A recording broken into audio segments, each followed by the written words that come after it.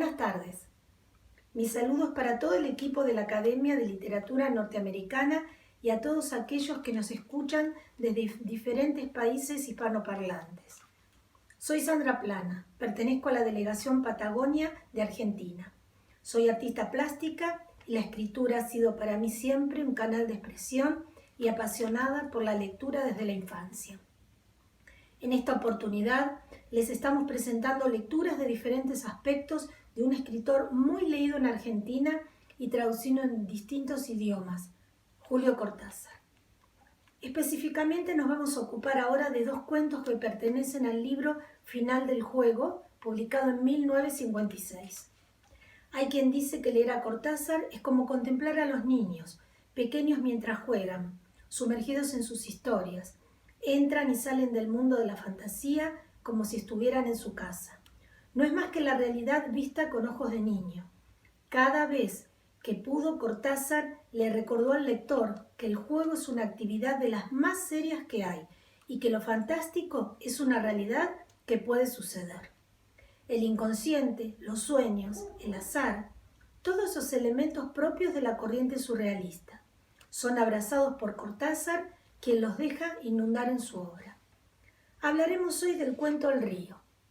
El río es un monólogo donde el marido narra la historia de él y su mujer, una relación que llega al punto del hastío.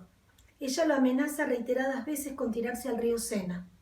Al nombrar el río nos sitúa en el lugar donde sucede la historia.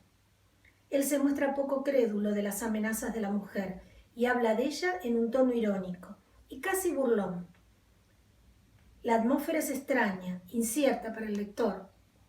Ella está a su lado en la cama llorando un río de lágrimas y él la seduce mientras ardides una vez más. Suavemente con palabras, ella muestra una sutil resistencia a la seducción, pero al final cede a sus artimañas. Él parece todo el tiempo negar la situación del suicidio, no hacerse cargo de las amenazas y al final no se sabe si es real que ella está con él en la cama o en su imaginación que construye la escena. Él toca el agua, se moja, se resbalan las piedras. El lector duda, vacila, siente pena por la mujer que parece depresiva. ¿Se tiró ella esta vez al río o duerme a su lado? Quizás el río es una metáfora de la relación que se ahoga y las repetidas discusiones son lo que lo llevó al suicidio de la pareja. Suicidio, agua, negación, ambigüedad. Vamos al cuento Después del almuerzo, de Julio Cortázar.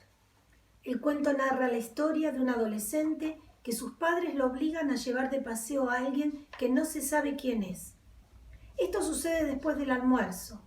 Él se resiste a llevarlo de paseo, pero la mirada inquisidora de su padre y la complicidad de su madre lo obligan a llevarlo.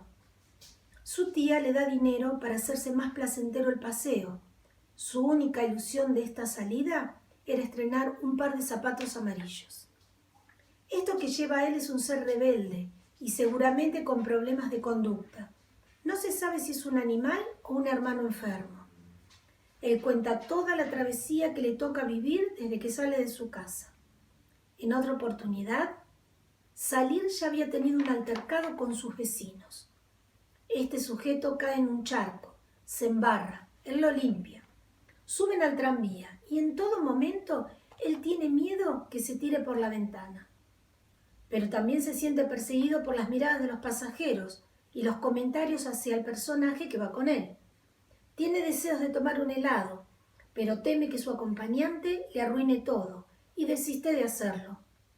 Todo el trayecto es desde el barrio de Flores hasta Plaza de Mayo. Esto nos sitúa en Buenos Aires. Cuando llega al centro, siente el deseo de abandonarlo y lo deja en Plaza de Mayo. Y se va caminando hasta el Bajo, a sabiendas que su madre siempre le dice que es un lugar peligroso.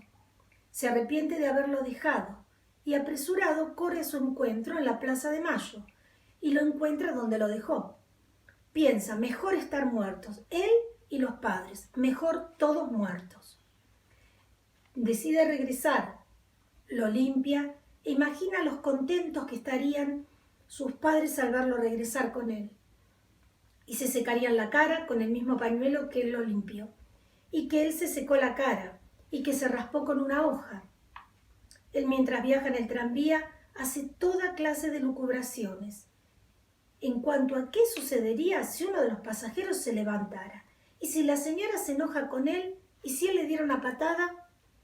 Cuando la señora se bajó del tranvía, él se tranquilizó, hasta que vio a uno de los pasajeros que lo miraba. Quizás era porque el guarda algo le dijo de él. El narrador no nos dice nunca a quién lleva a pasear. Todo es imaginación del lector. ¿Será un paranoico y no existe un segundo personaje? ¿Y lo obligan a salir de su casa a dar un paseo? Él armará toda la situación e imaginará que toda la gente en el tranvía lo mira.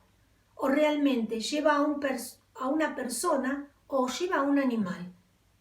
Todo queda a juicio del lector. La conexión entre el cuento El río y Después del almuerzo es que los dos, el lector se sume en la incertidumbre más absoluta. Navega en un clima de extrañamiento, de situaciones y personajes donde no se sabe si él inventa la situación o sucede realmente. Esta es la gran maestría cortasariana de lo fantástico, donde puede ser real y a la vez lo real torna en fantástico con toda naturalidad.